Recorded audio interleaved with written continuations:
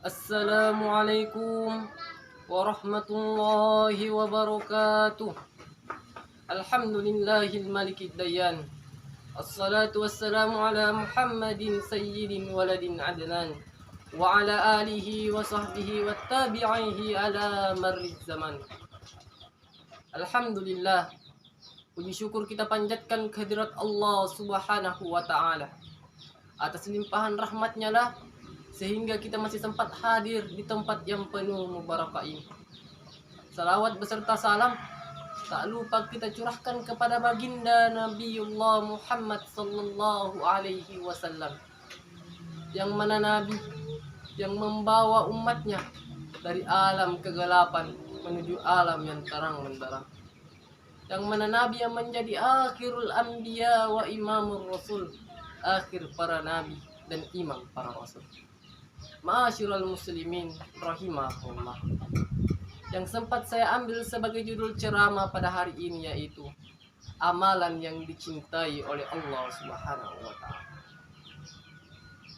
Rasulullah sallallahu alaihi wasallam bersabda, An Abdullah ibnu Mas'ud qala, sa'altu Rasulullah sallallahu alaihi wasallam ayyul amal ahabbu ila Allah, qala as-salatu alal waqtiha. Qultu summa ayyu, qala birrul walidain. Qultu summa ayyu, qala al-jihadu fi sabilillah. Artinya, dari Abdullah ibnu Mas'ud, ia bertanya kepada Rasulullah sallallahu alaihi wasallam, ya Rasulullah, amalan apa yang dicintai oleh Allah Subhanahu wa taala? Rasulullah menjawab, as-salatu alal waqtiha, salat pada waktunya.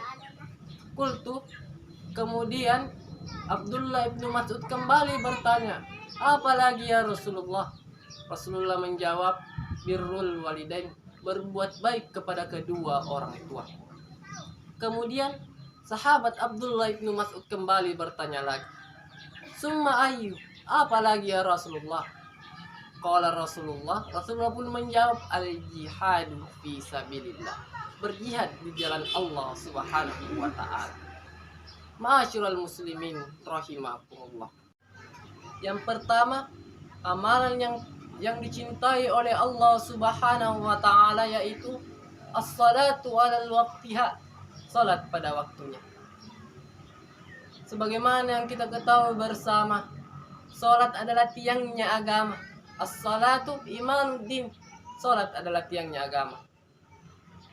Allah Subhanahu wa taala mempertegas di dalam Al-Qur'an, fawailul lil musallin, maka celakalah bagi orang-orang yang salat.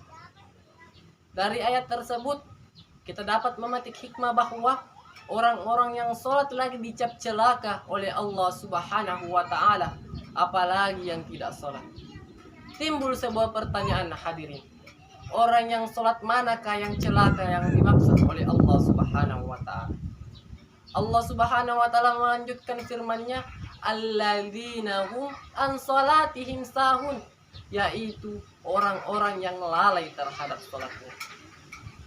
Hadirin wal hadirat rahimakumullah. Jika kita lihat zaman sekarang ini, banyak orang yang lalai terhadap salatnya. Dia selalu menunda ketika ingin mengerjakan salat. Bahkan banyak orang yang tidak merasa bersalah ketika meninggalkan yang namanya salat. Rasulullah sallallahu alaihi wasallam menegaskan dalam hadisnya bahwa amalan yang pertama yang dihisab di yaumil akhir nanti adalah salat. Jika baik salat seorang hamba tersebut, maka seluruh amalan kebaikannya akan juga ikut baik. Akan tetapi sebaliknya, jika amalan seorang hamba tersebut buruk, maka seluruh amalan kebaikannya juga ikut rusak. Ma'asyiral muslimin rahimakumullah. Yang kedua, amalan yang dicintai oleh Allah Subhanahu wa taala yaitu birrul walidain, berbakti kepada kedua orang tua, berbuat baik kepada kedua orang tua. Antara kedua orang tua dengan Allah Subhanahu wa taala itu tidak ada hijab yang menghalangi. Jadi ketika kedua orang tua kita memohon doa kepada Allah Subhanahu wa taala, niscaya langsung dikabulkan oleh Allah Subhanahu wa taala. Jadi tidak salah sabda Nabi Muhammad sallallahu alaihi wasallam yang berbunyi, ridallahi fi ridul walidain wa suhtillahi fi suhtil walidain. Ridhonya Allah Subhanahu wa taala tergantung dari ridho kedua orang tua, dan murkanya Allah Subhanahu wa taala tergantung kepada murka kedua orang tua. Jadi ketika kita ingin melihat kedua orang tua kita tersenyum melihat kita, bahagia melihat kita, maka disitulah Allah Subhanahu wa taala akan tersenyum melihat kita. Akan tetapi sebaliknya hadirin, jika ketika kita bertemu dengan kedua orang tua kita hanya senantiasa marah kepada kita, hanya selalu bermuka musam ketika melihat kita, maka disitulah terletak murkanya Allah Subhanahu wa taala kepada kita. Ma'asyiral muslimin rahimakumullah. Nabi sallallahu alaihi wasallam menegaskan bahwa barang siapa yang durhaka kepada kedua orang tuanya, dia tidak akan mampu mencium baunya surga. Mencium baunya surga saja tidak bisa, apalagi menginjakkan kaki di jannahnya Allah Subhanahu wa taala.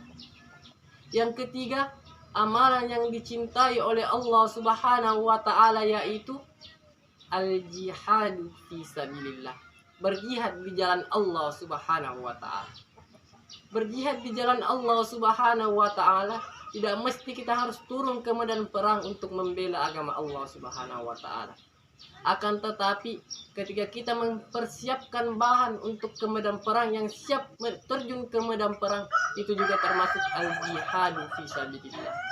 Menuntut ilmunya Allah, menuntut ilmu agamanya Allah Subhanahu wa taala, itu juga termasuk al-jihadu fi sabilillah, berjihad di jalan Allah. Sebagaimana sabda Nabi Muhammad sallallahu alaihi wasallam, barang siapa yang berdebu kakinya karena jihad fi sabilillah, maka diharamkan kulitnya disentuh oleh api neraka. Ma'asyiral muslimin rahimakumullah. Jadi sebagai kesimpulan, ada 3 amalan yang sangat dicintai oleh Allah Subhanahu wa taala. Yang pertama, as-salatu 'alal waqtiha, salat pada waktunya. Yang kedua, birrul walidain, berbakti kepada kedua orang tua. Dan yang ketiga, al-jihadu fi sabilillah, berjihad di jalan Allah Subhanahu wa taala. Mungkin inilah yang sempat saya sampaikan. Lebih dan kurangnya mohon dimaafkan. Jika ada kata-kata yang salah, itu datangnya dari saya, dan jika ada kata-kata yang benar, itu datangnya dari Allah Subhanahu wa taala. Saya akhiri dengan kata, unzur maqala wa la tanzur maqala.